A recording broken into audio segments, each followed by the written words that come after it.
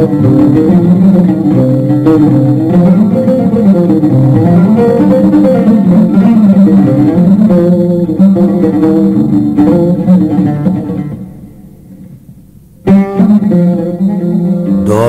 təsin 40 günde şekline gelen adamzat 40 yaşında adam bolmasa təsin Zaman ustadının öğretiminde 40 yıl bolup akıl almasa təsin 9 ayda dünya gözünü açıp 3 yılda yugurip yelkebi göçüp 40 yıllap yaşayıp yiyip hem içip akılının kasesi dolmasa təsin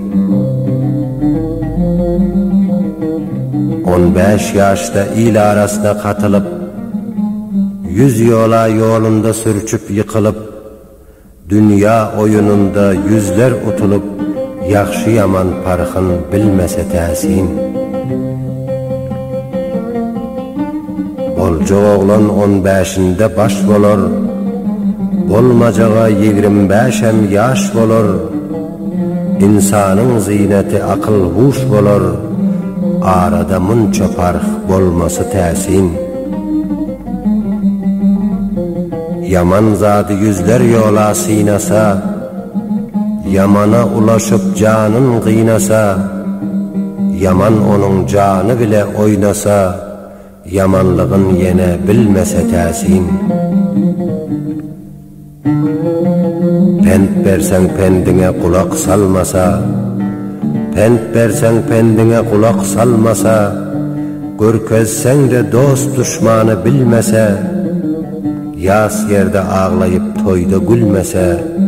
Köpçülükte bir yer alması təsin Oraz aydar 100 bin gizli sır vardır Oraz aydar 100 bin gizli sır vardır İnsanda da maya vardır, ner vardır